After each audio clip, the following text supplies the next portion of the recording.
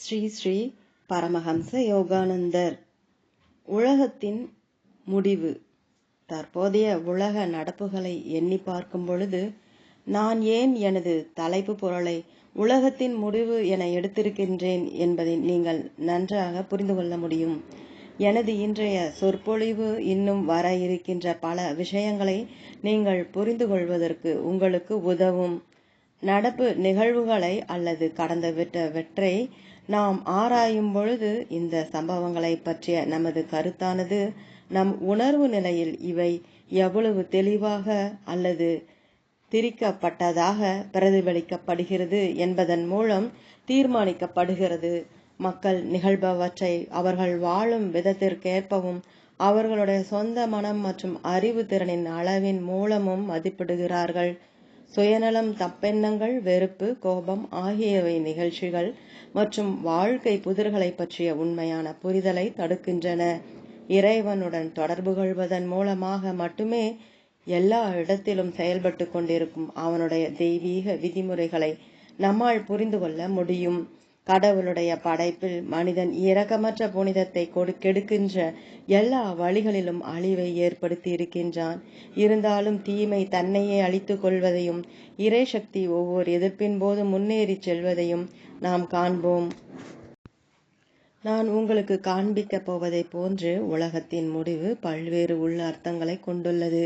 எல்லாவற்றிற்கும் முதலாவதாக நேரடியான பொருள் உண்டு. இந்த கருத்தில் உலகத்தின் முடிவு இருவகைப்படும்: பகுதி அளவான பிரளயம் மற்றும் முழுமையான பிரளயம். பன்னெடுங்காலத்திற்கு பின்னரே நாம் முழு பிரளயத்தை எதிர்பார்க்க முடியும். இருப்பினும் அவ்வப்பொழுது கொள்கை வெறி கொண்ட சில குழுக்கள் உலக முடிவுக்கு வந்து கொண்டிருக்கிறது என முன்னறிவிப்பு செய்கின்றன. ஒரு சில வருடங்களுக்கு முன்பு நியூயார்க்கில் இருந்த ஒரு பிரிவை பற்றிய செய்தித்தாள்களில் நாம் படித்தோம். மன திகிலினாலோ அல்லது கற்பனையினாலோ தவறாக வழிகாட்டப்பட்ட அப்பிரிவின் தலைவர் தன்னை பின்பற்றுவோர் பலரையும் இத்தகைய முன்னறிவிப்பின் மூலம் அச்சமுற செய்தார்.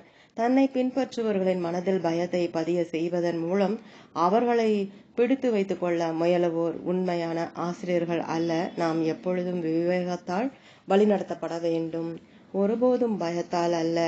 என்னுடைய கதைக்கு திரும்புவோம். இந்த பிரிவின் அங்கத்தினர்கள் வரப்போகின்ற பேரழிவிற்கு தயாராகினர். அவர்கள் தங்களுடைய சொத்தை கொடுத்துவிட்டு உலகத்தின் முடிவுக்கு காத்திருப்பதற்காக தங்களுடைய ஆசிரியருடன் ஒரு மலை உச்சிக்கு சென்று விட்டனர். அவர்கள் காத்திருந்தனர், மேலும் காத்திருந்தனர். பல நாட்கள் கழிந்தன. அவர்களுடைய பசியின் வேதனைகள் அதிகரித்த வண்ணம் இருந்தன. இருப்பினும் எதுவும் நிகழவில்லை. முடிவாக அவர்கள் நம்பிக்கை இழந்தனர். இறுதியில் அவர்கள் தங்களுடைய சொத்தை திரும்ப பெறுவதற்காக சட்ட ரீதியான வழக்கு தொடக்க வேண்டி இருந்தது. போர் அல்லது மற்ற பேரழிவை பற்றிய முன்னறிவிப்புகளின் மூலம் மக்கள் எச்சரிக்கப்பட்டு வருவதற்கு இது ஒரு உதாரணம்தான். பெரும்பாலும் இவை பொய்யான முன்னறிவிப்புகள் என்பதை நிரூபித்தன. எது எவ்வாறாயினும் நம்ம பயப்பட வேண்டிய தேவையில்லை. என்ன இருந்தாலும் வாழ்க்கை என்பது என்ன? அது ஒரு தற்காலிக கனவு. மரணம் என்பது ஒரு உறக்கம், மேலும் மற்றொரு கனவு என்பதை தவிர வேறொன்றும் இல்லை. கனவு முடிந்தவுடன் அது மறைந்து விடுகிறது. அந்த உணர்வு நிலையிலிருந்து அந்த நோக்குகையில் போர்க்களத்தில் இறப்பவர்களுக்காக நான் வருந்துவதில்லை. ஏனெனில் கனவு சித்திரவதை அவர்களுக்கு முடிந்துவிட்டது. ஆனால் காயமடைந்தவர்களுக்காக நான் வருந்துகிறேன். ஏனெனில் வலியானது திகிலுண்டாக்கும் ஒரு பயங்கர கனவாகும். பெரும்பாலான நேரம் எனது மனம் இங்கில்லை. நான் ஐரோப்பாவின் போர்க்களங்களில் அலைந்து கொண்டிருக்கின்றேன். நான் இதை சொல்லும் பொழுதோ அல்லது வழக்கத்திற்கு மாறான மற்ற அனுபவங்களை நான் உங்களுக்கு கூற போனாலோ நான் அதீத கற்பனையால் பாதிக்கப்பட்டிருக்கிறேன் என நீங்கள் நினைக்கலாம். ஆனால் அது அவ்வாறல்ல. இயற்கையாகவே நாம் பெற்றிராத உணர்தல்களை மற்றவர்கள் பெற்றிருக்க முடியும் என நம்புவது கடினம்தான். ஆனால் எங்கிருந்து இறைவன் படைப்புகளை, கனவுகளை செலுத்து கொண்டிருக்கிறானோ அந்த மன உலகில் நீங்கள் வருடக்கணக்காக வாழ்ந்தீர்களானால், மேலும் மனதின் தெய்வீக சக்திகளுடன் நீங்கள் இடையறாது செயல்பட்டீர்களானால், நான் பார்ப்பது போல இறைவனுடைய படைப்பின் புதிர்கள் அனைத்தும் உங்கள் முன் விடுவிக்கப்பட்டதை நீங்கள் காண இயலும். மனிதனின் நல்ல மற்றும் தீய செயல்கள் பூமியின் இணக்கமான சமநிலையை பாதிக்கின்றன. உலகத்தின் பகுதியளவான பிரளயம் பொதுவாக மனிதர்களுடைய தீய செயல்களினால் ஏற்படுகிறது. நாம் அனைவரும் வெடிகுண்டுகளுடன் சண்டையிடத் துவங்கினால் இந்த நேரடியான செயலின் மூலமாக நாம் மனித இனத்தின் விஸ்தீரணத்தை தீவிரமாக குறைத்துவிட முடியும். மேலும் நாம் போதுமான அளவு கடினமாக உழைத்தால் ஒருவேளை நாம் இந்த உலகத்தை அழித்து விடவும் கூட முடியும்.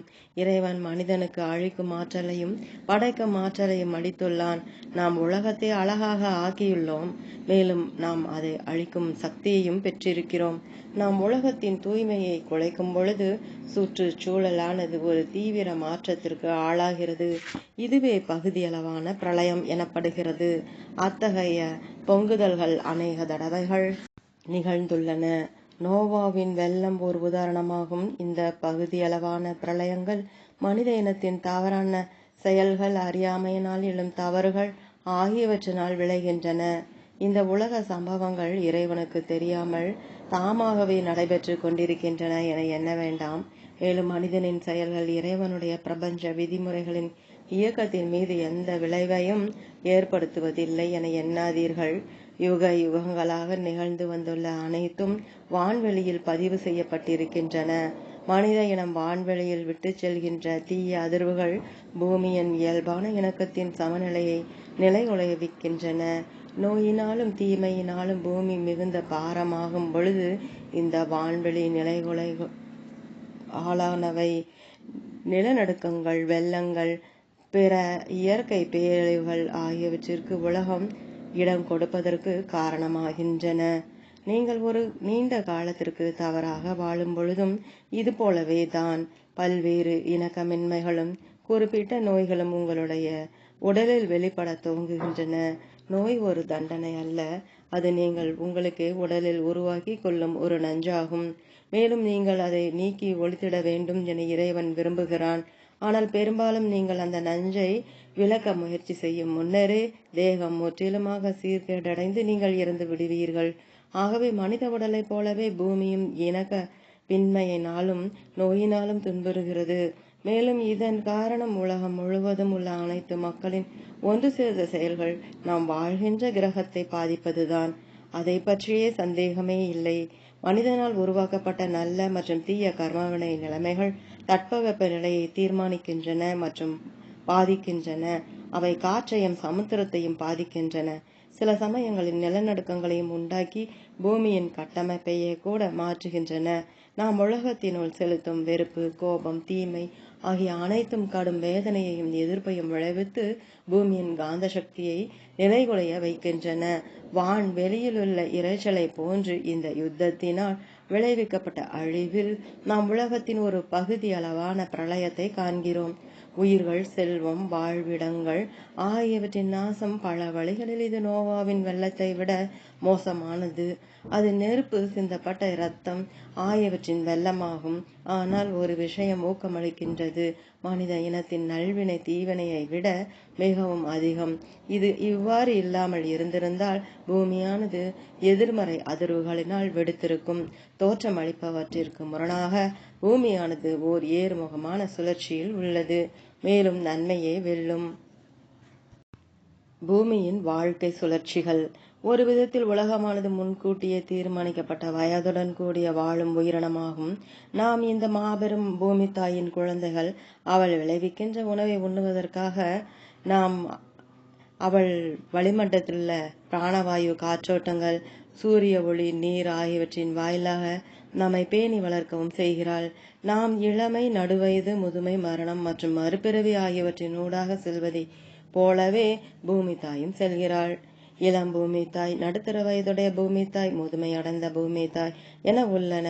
பின்னர் மனிதர்களுக்கு அவர்களுடைய கர்மவினையை தீர்ப்பதற்கு புதிய வாழ்க்கை, புதிய வலிமை, புதிய வாழ்விடம் ஆகியவற்றை கொடுப்பதற்காக பூமியானது பகுதியளவு பிரளயத்தினால் இறந்து மீண்டும் மறுபிறவி எடுக்கிறது. பல தடவைகள் பூமியானது பகுதியளவான பிரளயம் மற்றும் மறுபிறவிக்கு ஆளாகி உள்ளது. ஆனால் பூமிக்கு முழுமையான மரணம் என்பது எது? இறைவனிடம் மீண்டும் கரைந்து மறையும் போது மட்டுமே நிகழும். நான் பூமியின் வாழ்க்கை சுழற்சிகளை பற்றி சுருக்கமாக விளக்குகிறேன். இந்த சுழற்சிகள் 4 யுகங்கள் அல்லது காலங்களை உள்ளடக்கிய 24,000 ஆண்டுகளை கொண்டவை. இந்த யுகங்களினூடே அதிகரிக்கும் ஞான ஒளியை நோக்கி மேற்சொல்லும் 12 ஆண்டுகள் மற்றும் அதிகரிக்கும் அறியாமையையும் லோகாதயத்தையும் நோக்கி கீழ் செல்லும் 12,000 ஆண்டுகள். ஒவ்வொரு அரை சுழற்சியும் ஒரு தெய்வ யுகம் என்று அழைக்கப்படுகின்றது. படைப்பின் தொடக்கம் முதற்கொண்டு பூமி ஏற்கனவே பல முழு சுழற்சிகளினூடே கடந்து வந்துள்ளது. ஒவ்வொரு தெய்வ யுகத்தின் 4 காலங்கள் கலியுகம், இருண்ட அல்லது லோகாயத காலம், துவாபர யுகம், மின் அல்லது அணு காலம், திரேதா யுகம், மனோகாலம், சத்தியயுகம், மெய்யறிவு அல்லது ஞானவழி காலம். துவாபர யுகம் தற்போதைய சுழற்சி. பூமியானது ஏற்கனவே கலியுகத்தினூடாக 1200 வருட கால அளவை கொண்ட லோகாயத காலத்தை கடந்துவிட்டது என்று குருதேவர் சுவாமி ஸ்ரீ யுக்தேஸ்வரருடைய கணக்கீடுகளின்படி நாம் 2400 ஆண்டுகளை கொண்ட இரண்டாவது யுகமான துவாபர யுகத்தில் ஏறத்தாழ 240 வருடங்களை கடந்துள்ளோம். இன்னும் இந்த யுகம் லோகாயத தன்மையுடன் தோற்றமளித்தாலும் என்னை பார்த்தால் தற்போது அதனுடைய ஏறுமுகத்தில் இது மின் யுகமாகும். மனிதன் ஸ்தூல சடப்பொருளை மட்டுமே அறிந்து கொள்வதிலிருந்து அதனுள் உள்ள சக்தியை புரிந்து கொண்டு பயன்படுத்தும் வரை எவ்வாறு வளர்ச்சி அடைந்துள்ளான் என்பதை நீங்களே காணலாம். இந்த காலகட்டத்தில் மனிதன் விஞ்ஞானத்தின் மின்னியல் அல்லது மின் காந்தவியலில் பெரும் முன்னேற்றத்தை அடைவான். துவாபர யுகம் முன்னேறும் பொழுது நோய்கள் மென்மேலும் அதிகமாக கதிர்களினால் சிகிச்சை அளிக்கப்பட்டு குணமாக்கப்படும். பொருட்களின் கட்டமைப்புக்கும் திரள்களான அணுக்களின் மின்னணு கூறுகளை ஸ்தூல ரசாயன பொருட்கள் ஊடுருவ முடியாது. ஆனால் அதிர்வுறும் சக்தியானது ஊடுருவ முடியும். இந்த யுத்தத்திற்கு பிறகு மின்னியல் விஞ்ஞானத்தில் முன்னேற்றத்தின் மாபெரும் எழுச்சியை நீங்கள் காண்பீர்கள். விமான பயணம் கூட மாபெரும் வளர்ச்சியுறும். பயணங்கள் இன்னும் மிகுதியாக ஆகாய வழியில் நிகழும். ஒரு காலத்தில் ரயில் வண்டிகள் அச்சத்துடன் நோக்கப்பட்டதை போல விமானங்கள் இன்றும் கூட பலரால் சந்தேகத்துடன் நோக்கப்படுகின்றன. ரயில் வண்டிகள் கிட்டத்தட்ட ஒரு பழைய விஷயமாகிவிட்டன. ஏனெனில் அவற்றின் இடத்தை விமானங்கள் பிடித்து வருகின்றன. போக போக மோட்டார் வண்டிகள் கட்டை வண்டிகளாக கருதப்படும். இந்த இரண்டாவது காலத்தின் பிரச்சனை போதுமான பாதுகாப்பின்மை ஆகும். ஏனெனில் விஞ்ஞானம் இரட்டை வேடம் போடுகிறது. மனிதன் நல்லவற்றை உருவாக்குவதற்கு மட்டுமின்றி அழிப்பதற்கும் கூட விஞ்ஞானத்தை பயன்படுத்துகிறான். எனவே விஞ்ஞான முன்னேற்றம் இன்னும் பாதுகாப்பானதாக இல்லை. தற்போதைய உலக போர் விஞ்ஞான தொழில்நுட்பம் மனித இனத்தை அழிப்பதற்கு எங்ஙனம் பயன்பட்டு கொண்டிருக்கிறது என்பதை காட்டுகிறது. இந்த போரிலிருந்து மனிதனின் வசதிக்காக அதிகமான விஞ்ஞான ரீதியான உபாயங்களை எவ்வாறு உபயோகப்படுத்துவது என நாம் கற்றுக்கொள்வோம். ஆனால் நாம் ஆன்மீக சக்திகளை வளர்த்து கொண்டால் ஒழிய நாம் தொடர்ந்து விஞ்ஞான அறிவை அழிவிற்கே உபயோகிப்போம். இந்த போரிலிருந்து மக்கள் தொழில்நுட்ப தவறான பயன்பாட்டினால் ஏற்படும் பெருஞ்சேத விளைவுகளை அறிந்து கொள்வர்.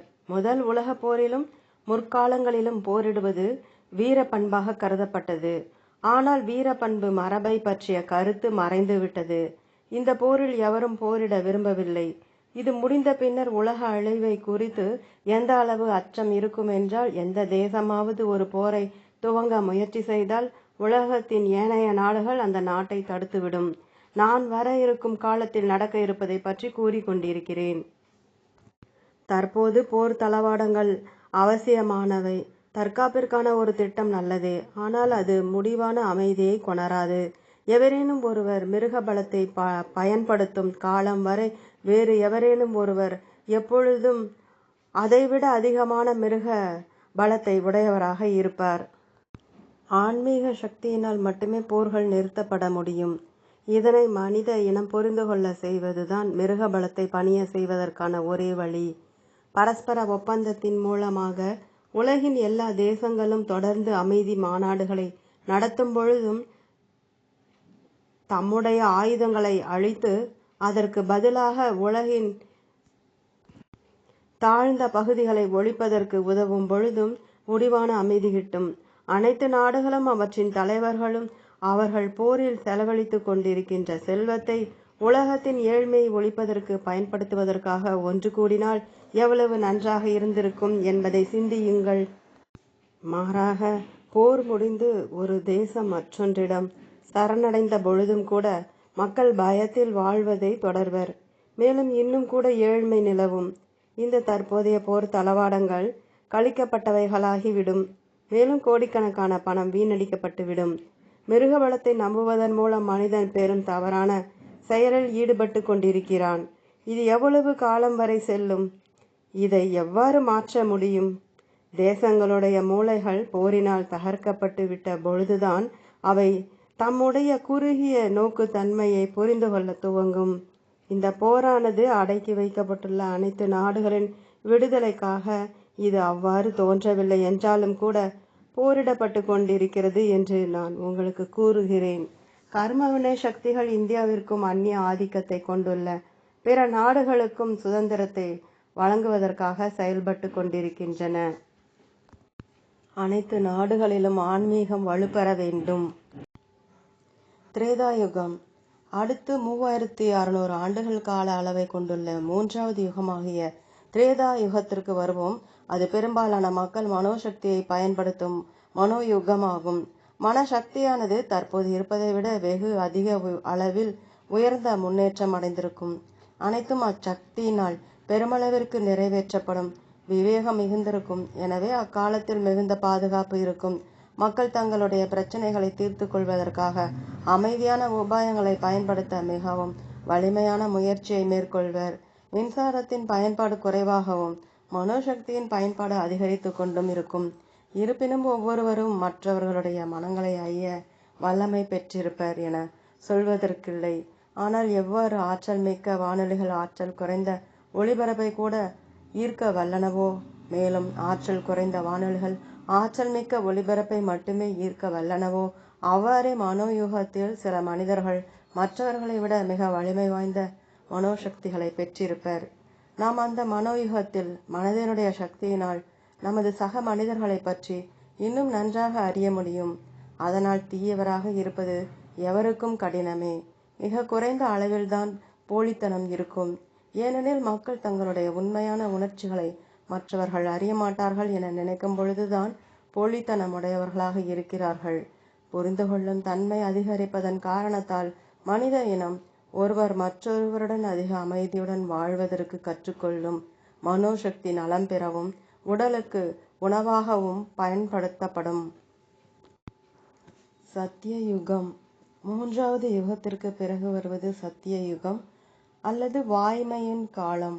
அப்பொழுது மனித மனதினால் படைப்பின் அனைத்து புதர்களையும் புரிந்து கொள்ள முடியும் மற்றும் இறை தொடர்பில் வாழ முடியும். இக்கால மக்கள் ஸ்தூல உலகத்திற்கும் சூட்சும சொர்க்கத்திற்கும் இடையில் எந்த தடையையும் காணமாட்டார்கள். அவர்களால் சூட்சும உலகத்திற்குள் நுழைந்து அத்தலத்திற்கு சென்று விட்டிருக்கும் அந்த ஆன்மாக்களுடன் தொடர்பு கொள்ள முடியும். ஏறுமுகமான சத்திய யுகம் 4800 ஆண்டுகள் நீடிக்கும். முழுவதும் வளர்ச்சியடைந்த ஆன்மாக்கள் மற்ற எந்த யுகங்களையும் விட அதிகமாக இந்த யுகத்தில் முக்தியை அடைவர். ஆனால் சத்திய யுகத்தின் முடிவு கூட உலகத்தின் முடிவினை குறிக்காது. இந்த சுழற்சியானது அனைத்து 4 யுகங்களின் ஊடாகவும் இறங்குமுகமாகவும் மறுபடியும் ஏறுமுகமாகவும் தொடர்ந்து மீண்டும் மீண்டும் நிகழும். இடையிடையே பிரளயங்கள் ஏற்படும். அவற்றில் உலகம் இறந்துபடும். பின்னர் அதனுடைய தொடர்ச்சியான சுழற்சி புதிதாக துவங்கும். இவ்வுலகம் ஆன்மாக்கள் இறை இலக்காகிய வீடு பெறு எய்துவதற்காக படைக்கப்பட்டது. அது ஒரு மாபெரும் பாரத்தை சுமந்து கொண்டிருக்கிறது. நமது அனைத்து பணியும் முடிக்கப்படும் வரை, நமது ஆன்மாக்கள் இறைவனிடம் திரும்பிச் செல்லும் வரை இவ்வுலகம் ஒருபோதும் முழுமையாக அழியாது. உலகம் ஆன்மாக்களின் பரிணாம வளர்ச்சிக்கென கடவுளுக்கு மேற்கொண்டு தேவைப்படாத பொழுது மட்டுமே அது இருக்காது. அப்பொழுது உலகத்தின் நிஜமான முடிவு நிகழும். எனவே நமது பூமியானது வெறும் ஒரு சில நொடிகளில் அனைத்து பொருட்களும் உருகி ஆவியாகி விடுகின்ற அளவு வெப்பமுள்ள சூரிய அடுப்பினில் நிலைகுலைந்து விழுந்துவிடும் என அஞ்சாதீர்கள். உலகத்தின் இறுதியான முடிவு வெகு தொலைவில் உள்ளது. அது இன்னும் செல்வதற்கான பணி அதிகமாக உள்ளது. நீங்கள் பிறந்திருக்கும் யுகத்திற்கு மேலோங்கி எழுங்கள். நீங்கள் விடுதலை அடைவதற்கென உலகத்தின் முடிவுக்காக காத்திருக்க வேண்டியதில்லை. வேறொரு வழி உள்ளது. நீங்கள் பிறந்திருக்கும் யுகத்திற்கு மேலோங்கி எழுங்கள். லோகாயத காலத்தில் மனித இனத்தின் பெரும்பான்மை பொருள் சார்ந்த மனம் படைத்ததாக இருக்கின்றது. ஆனால் வருங்காலத்திற்கு முன்னோடியாக இப்பொழுதே வாழ்ந்து கொண்டிருக்கும் மகான் ஆன்மாக்களை நீங்களும் கூட காண முடியும். மன மற்றும் மின் யுகங்களில் அந்தந்த யுகங்களுக்குரிய சிறப்பு பண்புகளுடைய மனோபாவங்கள் மேலோங்கி கொண்டிருப்பதை நீங்கள் காண்பீர்கள். அதே சமயத்தில் மற்ற மனோபாவங்களும் உள்ளன. சிலர் மிக உயர்ந்த வளர்ச்சி அடைந்தவர்கள், மேலும் மற்றவர்கள் இன்னும் வளர்ச்சி அடையாதவர்கள். இவ்வாறு இந்த மின்யுகத்தில் இன்னும் தற்காலத்திலேயே வாழ்ந்து கொண்டிருப்பவர்களை நீங்கள் காண முடியும். எனவே எப்பொழுதுமே ஒரு சமநிலை இருக்கின்றது. தாங்கள் பிறந்துள்ள நாகரிக யுகத்திற்கு முன்னதாக சிலர் வாழ்ந்து கொண்டிருக்கின்றனர் மற்றும் பின்னதாக சிலர் வாழ்ந்து கொண்டிருக்கின்றனர். திரும்ப திரும்ப நிகழும் மறுபிறவிகளின் ஊடாக குறைந்த வளர்ச்சி உடையவர்கள் அவர்கள் மறுபிறவி எடுத்திருக்கும் யுகத்தின் மனோபாவத்தையும் இறுதியாக இன்னும் வர இருக்கின்ற மேன்மையான யுகங்களுக்குரிய சிறப்பியல்புகளை கொண்ட பண்புகளையும் வெளிப்படுத்தும் வரை படிப்படியாக முன்னேறுவார்கள். இவ்வுலகத்தின் சுழற்சிகள் மேலும் கீழும் செல்லும் ஒரு ஏற்ற இறக்க பலகை போன்றதாகும். ஆனால் நாம் நமது பரிணாம வளர்ச்சியை சரியான வாழ்க்கை கிரியாயோகத்தை போன்ற ஒரு ஆன்மீக உத்தி ஆகியவற்றின் மூலம் துரிதப்படுத்தும் பொழுது நாம் நமது காலத்திற்கு முன்னதாக வாழ்கிறோம். மேலும் இந்த அல்லது ஒரு சில ஆயுட்காலங்களுக்குள்ளேயே இறைவனில் விடுதலையை காணலாம். நமது மனங்கள் பற்றற்று விடும் பொழுது உலகம் நமக்கு முடிவுறுகிறது. இவ்வுலகத்தின் முடிவை நாம் அனுபவிக்கின்ற மற்றொரு வழி உறக்கத்தில், கனவுகளில், தன் மனதை இல்லத்தில் மரணத்தில் உணரப்படுகின்ற பற்றற்ற நிலையில் உள்ளது. இந்த நிலைமைகள் நம் மீது திணிக்கப்படுகின்றன. ஆகவே உலக முடிவின் அனுபவம் நமக்கு அவசியமானது என தோன்றுகிறது. அதன் நோக்கம் உலகத்தின் மாய இயல்பையும் நமது ஆன்மாவின் உண்மை இயல்பையும் நமக்கு போதிப்பதுதான். ஆன்மா உலகிற்கு வந்து மாயை வலையில் சிக்கிக் கொள்கிறது. அப்பொழுது நமக்கு நேருகின்ற துன்பங்களின் வாயிலாக இந்த உலகம் பரிபூரணமானது அல்ல என்பதை நாம் காண வேண்டும் என இறைவன் விரும்புகிறான். இவ்வாறான வழியில் அதனுடன் நாம் கொண்டுள்ள பற்றை அறுக்க நமக்கு உதவுகிறான். அதனுடனான நமது அடையாளமின்மையின் மூலமாக இங்கே நமது இருப்பு எவ்வளவு ஏமாற்றம் அளிக்கக்கூடியது என்பதை நமக்கு உணர செய்வதற்காக இறைவன் முயன்று கொண்டிருக்கிறான். எவ்வளவு அதிகமாக நான் உலகத்தையும் அதனுடைய குறைபாடுகளையும் கண்டேனோ அவ்வளவு அதிகமாகியது இறைவனை அறிவதற்கான எனது தீர்மானம். நாம் ஆசைகளிலிருந்து விடுதலை பெறும் பொழுது உலகம் நமக்கு முடிவுறுகிறது. ஒரு பறவையல் தத்துவ கருத்தின்படி எல்லா உலக ஆசைகளின் முடிவுதான் உலகத்தின் முடிவாகும். உங்களுடைய சொந்த மகிழ்ச்சிக்காக உலக ஆசைகளிலிருந்து விடுபட்டு வாழ நீங்கள் தீவிர முயற்சி செய்ய வேண்டும். ஏதோ ஒன்று இல்லாமல் உங்களால் வாழ முடியாது என்றிருந்தால் நீங்கள் இன்னும் கற்றுக்கொள்ள வேண்டிய கடுமையான பாடம் ஒன்றுள்ளது. உங்களுடைய எல்லா நிறைவேற்றப்படாத ஆசைகளுடனும் நீங்கள் இவ்வுலகிலிருந்து நீக்கப்பட்டதாக கற்பனை செய்து கொள்ளுங்கள். அவை உங்களுடைய ஆன்மாவை விடாது அரிப்பவை. நீங்கள் இதய வழிகளையும் ஏமாற்றங்களையும் மீண்டும் மீண்டும் தாங்கி கொண்டு அந்த ஆசைகளிலிருந்து உங்களை குணப்படுத்திக் கொள்வதற்காக இங்கே பல தடவைகள் திரும்ப வர வேண்டியிருக்கும். இறைவனிடம் இவ்வாறு கூறுவது மிகவும் நல்லது. இறைவா, என்னை படைக்க வேண்டுமென நான் உன்னிடம் கேட்கவில்லை. நீ இங்கே என்னை வைத்திருப்பதால் நான் இங்கிருக்கிறேன். என்னால் முடிந்தவரை மிக சிறப்பாக செய்வேன். ஆனால் உனது சித்தத்தை நிறைவேற்றுவதை தவிர எனக்கு எந்த ஆசைகளும் இல்லை. நான் இனிமேலும் துன்புறுவதற்காக இங்கே திரும்ப அனுப்பப்படுவதை விரும்பவில்லை. சில சமயங்களில் ஒரு செல்வந்தனாகவும், சில சமயங்களில் ஒரு ஏழையாகவும், சில சமயங்களில் ஆரோக்கிய குறைவுடனும் நோயுடனும், சில சமயங்களில் துன்பங்களுடனும், சில சமயங்களில் இடையிடையே சிறு சிறு மகிழ்ச்சிகளுடனும் முடிவற்று திரும்ப வந்து கொண்டிருப்பதை தொடர நான் விரும்பவில்லை. நான் அழியும் மனிதன் அல்ல, நான் அழிவற்ற ஆன்மா. ஆசைகளிலிருந்து விடுவித்துக் கொள்வதனால் நீங்கள் ஒரு கல் போன்று உணர்ச்சியற்றவராகி விடுவீர்கள் என கவலைப்பட வேண்டாம். ஆசையின்மை உணர்வு நிலையின் மிகவும் அற்புதமான ஒரு நிலையாகும். நான் அனைத்தையும் ரசித்து மகிழ்கிறேன். ஆனால் எதற்கும் எனக்கு ஆசை இல்லை. ஆகவே நிறைவேற்றப்படாத நிலையிலிருந்து ஒருபோதும் எந்த வேதனையோ அல்லது ஏமாற்றமோ இல்லை. நான் எதை செய்தாலும், நான் எங்கு சென்றாலும் எனக்குள் நானே மகிழ்கிறேன். ஆகவே இறைவன் உங்களுக்கு எந்த பங்கினை அளித்துள்ளானோ அதை உங்களால் முடிந்தவரை மிக சிறப்பாக மேற்கொண்டு ஆசைகளை உருவாக்கி கொள்ளாமல் செய்வதுதான் உண்மையான மகிழ்ச்சிக்கான வழி. பின்னர் வெளிப்புற நிலைமைகள் எதுவாயினும் சரி, நீங்கள் அகத்தே ஒரு அரசனாக இருக்க முடியும். நீங்கள் ஒரு கோடீஸ்வரரை விட அதிக மகிழ்ச்சியாக இருக்க முடியும். உண்மையில் கோடீஸ்வரர்களின் பிரச்சனைகளை நீங்கள் அறிந்திருந்தால் நீங்கள் அத்தகைய ஒருவராக இருக்க விரும்ப மாட்டீர்கள். அந்த பணம் முழுவதையும் இழந்துவிட போவதை பற்றிய அச்சம், நோயை பற்றிய அச்சம், ஒருவரது உண்மையான நண்பர்கள் யார் என ஒருபோதும் தெரியாமல் பாதுகாப்பற்ற உணர்வு, இவை யார் மிக அதிகமாக செல்வத்தை வைத்திருக்கிறார்களோ அவர்களுடைய சில போராட்டங்களும் துன்பங்களும் ஆகும். வெறும் பணத்திற்காக யாரும் என்னை நேசிப்பதை நான் விரும்ப மாட்டேன். அது எவ்வித நேசம்? எனக்கு உண்மையான நட்புதான் அனைத்து பொக்கிஷங்களிலும் மிகச் சிறந்தது. எந்த வற்புறுத்தலும் இன்றி தரப்படும் நட்பை, எதையும் பதிலுக்கு எதிர்பாராமல் நட்புக்காக தரப்படும் நட்பை நான் நேசிக்கிறேன். அந்த ஒரு விஷயம்தான் நீங்கள் பணத்தினாலோ பகட்டினாலோ பயமுறுத்தலாலோ அல்லது அதிகாரத்தினாலோ ஒருபோதும் வாங்க முடியாதது. அது இலவசமாக தரப்பட வேண்டும். நீங்கள் சில சமயங்களில் அம்மாதிரியான நட்பை பெற தவறினால் ஊக்கமிழந்து விடாதீர்கள். நீங்கள் கபடின்றி இருந்தால் உங்களை புரிந்து பாராட்டும் அந்த உண்மையான ஆன்மாக்களை நீங்கள் காண்பீர்கள். பற்றின்றி வாழுங்கள். நீங்கள் எங்கிருந்தாலும் உங்கள் இதயத்துனுள் நடமாடும் ஆனந்த சொர்க்கத்தை எடுத்துச் செல்லுங்கள். நீங்கள் இவ்வுலகத்தில் இருப்பது மகிழ்விக்கப்படுவதற்காகத்தான். நீங்கள் ஒரு திரைப்படத்திற்கு சென்றால் ஒரு துன்ப கதையையோ அல்லது ஒரு இன்ப கதையையோ அல்லது ஒரு நாடகத்தையோ பார்த்தால் அதன் பின்னர் கூறுகிறீர்கள், ஓ, அது ஒரு நல்ல திரைப்படம். அதுபோலத்தான் நீங்கள் வாழ்க்கையையும் பார்க்க வேண்டும். அச்சம் கொள்ளாதீர்கள். நீங்கள் அச்சத்தில் வாழ்ந்தால் ஆரோக்கியம் கெட்டுவிடும். நோய்க்கும் இன்னல்களுக்கும் அப்பாற்பட்டவராய் இருங்கள். நீங்கள் உங்களுடைய நிலைமையை சீர்படுத்த முயலும் பொழுது அகத்தே பற்றற்று இருங்கள். இறைவனிடத்தில் முழு நம்பிக்கையுடன் அகத்தே வலிமையாக இருங்கள். பின்னர் நீங்கள் உலகத்தின் எல்லா வரையறைகளையும் வெற்றி கொள்வீர்கள். நீங்கள் அமைதிக்கும் மகிழ்ச்சிக்கும் ஒரு அரசனாக இருப்பீர்கள். நீங்கள் அவ்வாறாக இருக்க வேண்டும் என்பதே எனது விருப்பம். இறைவன் உங்களுக்கு ஒவ்வொரு இரவும் உறக்கத்தில் அந்த விடுதலையை அளிக்கிறான். நீங்கள் உறங்கச் செல்லும் போது அவனிடம் கூறுங்கள், இறைவா, உலகம் எனக்கு முடிவடைந்து விட்டது. நான் உந்தன் கரங்களில் இளைப்பாரி கொண்டிருக்கிறேன். நீ உனது வாழ்க்கை திரைப்படங்களாகிய சோகமும் சிரிப்பும் நலமும் நலிவும் வாழ்வும் சாவும் வளமும் வறுமையும் போரும் அமைதியும் ஆகியவற்றை காண்பதற்காக என்னை இங்கே வைத்திருக்கிறாய். இவை என்னை மகிழ்விப்பதற்கான கனவுகளை தவிர வேறல்ல. பற்றற்று ஒரே மெய்மையாகிய உன்னை பற்றிய சிந்தனையில் இளைப்பாறுகிறேன். சமாதியில் உலகத்தின் முடிவு உணரப்படும். எல்லாவற்றிற்கும் இறுதியாக உலகத்தின் முடிவு சமாதியில் அல்லது தெய்வீக ஆனந்த பரவசத்தில் உணரப்படும். 2 விதமான சமாதிகள் உள்ளன.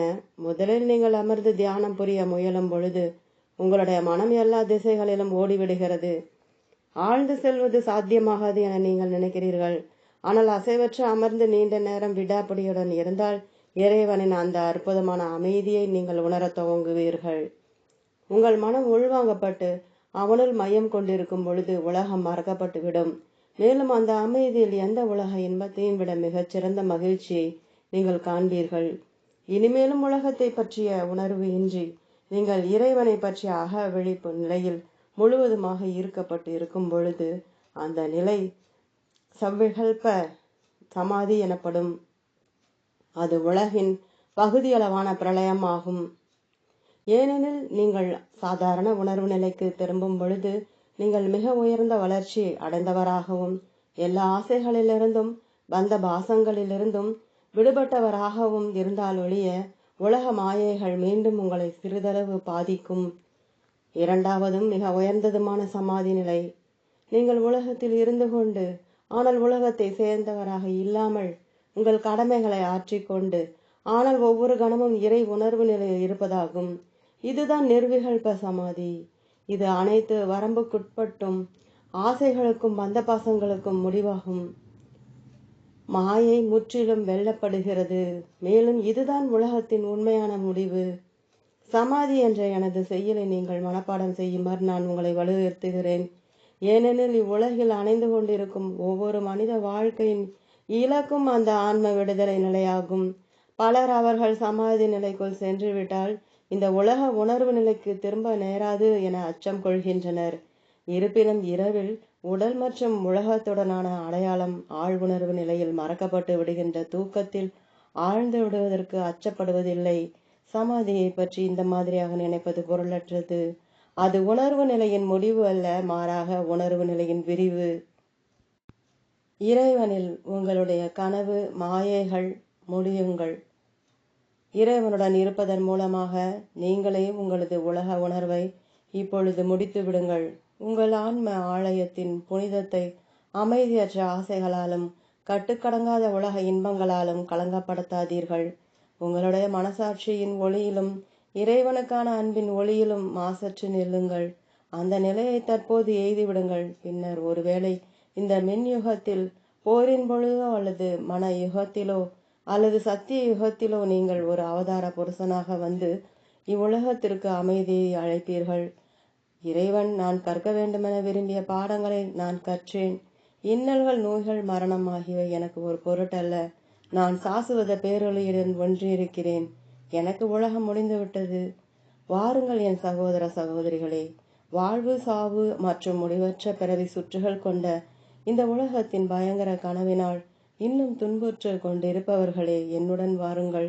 உலகத்தின் முடிவு என்பது உங்களுடைய இவ்வுலக கனவு மாயைகளின் முடிவு என பொருள்படும் என்பதை நான் உங்களுக்கு காட்டுவேன். இந்த பாடத்தை கற்றுவிட்டால் உங்கள் ஆன்மா ஒரு நிரந்தர நட்சத்திரமாக எம்பிரானின் இதயத்தில் என்றென்றும் ஒளிரும் என்று மனித இனத்திற்கு நீங்கள் கூறுவீர்கள். நீங்கள் இங்கே இவ்வுலகில் ஒரு சிறிது காலத்திற்கு மட்டுமே இருக்கிறீர்கள். ஆனால் நீங்கள் இறைவனின் சாசுவத குழந்தை என்பதை நினைவில் கொள்ளுங்கள். அறியாமை சக்திகளுடன் அணிதிரளாதீர்கள். முதலில் இறைவனை அறிய முற்படுங்கள். உங்களுடைய தேசத்திற்காக போரிட வைத்தாலோ, அல்லது ஒரு தொழிலதிபராகவோ, ஒரு கலைஞராகவோ, அல்லது ஒரு ஆன்மீக ஆசானாகவோ இருக்க வைத்தாலோ, அல்லது அவன் உங்களை என்ன செய்ய சொன்னாலும் சரியே, நீங்கள் அவனை உண்மையாக அறியும் பொழுது வாழ்க்கையில் சரியாக வழிகாட்டப்படுவீர்கள். அதனால்தான் மறைநூல் கூறுகிறது, முதலில் தேவனின் ராஜ்யத்தை தேடுங்கள். நான் கொடுத்துள்ள உண்மைகளில் சிலவற்றின்படியாவது நீங்கள் வாழ முடிந்தால் நீங்கள் ஒரு மாறுபட்ட மனிதனாக ஆவீர்கள். நீங்கள் இறைவனை அறிவீர்கள். நான் உங்களுடன் இருக்கும் பொழுது சத்தியத்தை பற்றிய வெறும் அறிவுபூர்வமான மனநிறைவை அளிக்க விரும்பவில்லை. நீங்களே இறைவனை கண்டுணர வேண்டும் என நான் விரும்புகிறேன். உங்களுடைய குறைபாடுகளை எங்கனம் களைவது என நான் உங்களுக்கு கூறியுள்ளேன். இதன் மூலம் நீங்கள் அப்பாற்பட்டு செல்ல முடியும் இறைவனிடம். ஒரு சீடன் தன் தியானத்தின் மூலம் பரந்த காட்சிகளால் நிலைகுலையாத வண்ணம் தன் மனதை ஓரளவிற்கு திடப்படுத்தி கொண்டதும் குரு அவனுக்கு பேரண்ட உணர்வின் தெய்வீக அனுபவத்தை அருளுகிறார். வெறும் அறிவின் விருப்பமோ அல்லது திறந்த மனதோ போதாது. யோக பயிற்சியும் தெய்வீக பக்தியும் மட்டுமே உள்ளுணர்வை போதுமான அளவிற்கு விரிவடைய செய்து சர்வ வியாபியின் முக்தி அளிக்கும் அதிர்ச்சியை தாங்க ஒருவரை தயார் செய்யும். உண்மையான ஒரு பக்தனுக்கு தெய்வீக அனுபவம் இயற்கையாக தவிர்க்க முடியாததாக ஏற்படுகிறது. அவனுடைய தீவிரமான ஏக்கம் இறைவனை தடுக்க முடியாத வேகத்துடன் இழுக்க ஆரம்பிக்கிறது. தேடுபவனின் உணர்வு வட்டத்திற்குள் இறைவன் பேரண்ட தரிசனமாக அக்காந்த சக்தியால் இழுக்கப்படுகிறார். பல வருடங்களுக்கு பின்னர் அத்தரிசன மகிமையின் ஒரு சிறு தோற்றத்தை எடுத்து கூற முயன்று சமாதி என்ற பின்வரும் கவிதையை எழுதினேன். ஒளியின் நிழலின் திரைகள் மறைந்தன, துயரின் ஒவ்வொரு ஆவியும் துள்ளி விலகின, நிலையற்ற இன்ப விடியல்கள் நில்லாது ஓடின, மங்கும் இந்திரிய காணல் மறைந்து சென்றதே, வெறுப்பு வெறுப்பு சுகம் நோய் வாழ்வு சாவு, இப்பொய்மையின் நிழல்கள் இருமையின் திரையில் சிதைந்தன. ஆழ்ந்த உள்ளுணர்வாம் அந்தரக்கோளால் மாயை என்னும் புயல் மலைத்து நிலைத்தது. இன்று நேற்று நாளை என்பன எனக்கில்லை, என்றும் எதிலும் எங்கும் நானே. கோள்கள், விண்மீன்கள், நட்சத்திர துகள்கள், பூமி, பிரளயகால எளிமறையின் வெடிப்பு, படைப்பின் வார்ப்பு, உலை, மௌன எக்ஸ் கதிரின் குளிர் பனி பாறை, எரியும் மின் வெள்ளம், கடந்த உள்ள வரும் மனிதரின் எண்ணங்கள், ஒவ்வொரு புல்லும் மனித இனமும் நானும், பிரபஞ்ச துகள் ஒவ்வொன்றும், வெகுளி, பேராசை, நன்று, தீது, மோட்சம், காமம் யாவற்றையும் விழுங்கி என் ஒரே இருப்பின் உதிர கடலில் உருமாற்றினேன். இன்பக்கணல் என் தியானத்தில் பெருகி நீர் தோய்ந்த என் கண்களை குருடாக்கி அழிவற்ற ஆனந்த தழலில் வெடித்ததே. என் கண்ணீர் என் உடற்கூடு என்னை பூரணமாக விழுங்கியதே. நீயே நான், நானே நீ, அறிதல் அறிவோன், அறிந்தது அனைத்தும் ஒன்றே. சாந்தமாய் இடையறா ஆனந்த துள்ளலாய், எப்போதும் உள்ளதாய், என்றும் புது அமைதியாய், கற்பனையின் எதிர்பார்ப்பிற் கெட்டாத இன்பம், சமாதி பேரின்பம். நினைவு தப்பிய நிலை அல்ல, திரும்ப சக்தியற்ற மன மயக்கமும் அல்ல. சமாதி என் எண்ண வெளி கப்பால் நின்றதுவே, அழியும் கூட்டின் எல்லை கப்பால் நிரந்தரமான தொலைதூர எல்லை வரை நான் எனும் பிரபஞ்ச கடலில் நான் எனும் அற்ப அகந்தை என்னுள்ளே மிதப்பதை கண்ணுற்றேன். இயங்கும் அணுக்களின் சலன ஒளி கேட்டேன். இருண்ட உலகம் பர்வதங்கள் பள்ளத்தாக்குகள் ஆகா உருகி ஓடும் திரவமாயிற்றே. திரைக்கடலும்தான் ஒளி ஆவியின் மாய ரூபம் கொண்டது. ஓங்காரம் ஆவியை தகர்த்து அதன் திரையை அகற்றிய அதிசயம் என்னே. திரைக்கடல் திறந்தது, மின்னணுக்கள் ஒளிர்ந்தன, பிரபஞ்ச முடிவின் கடைமுழக்கம் வரை. சிற்றொளி மறைந்து அனைத்தையும் தழுவும் நிரந்தர ஆனந்த கதிராய் ஒளிர்ந்ததுவே. ஆனந்தத்தில் பிறந்து ஆனந்தத்தில் நிலைத்து தெய்வ பேரின்பத்தில் கரைந்திடுவேனே. மனமெனும் மாக்கடல் நான், படைப்பின் அலைகள் அனைத்தையும் பருகுவேன் நான். திடம் திரவம் ஆவி ஒளி என்னும் திரைகள் தூக்கப்பட்டன. எல்லாம் நானேயாக மகா நானில் நுழைந்தேன். மனித நினைவின் நிலையற்று திரியும் நிழல்கள் போயின. கீழும் முன்னும் மேலும் உயரே. என் மனமெனும் வானம் மாசு மறுவற்றது நிரந்தரமும் நானும் கலந்து ஒன்றி ஒரே கதிரானோம். சிறு நகைப்பின் குமிழியாம் நான் ஆனந்த கடலே ஆனேன். ஓம் தொடரும்.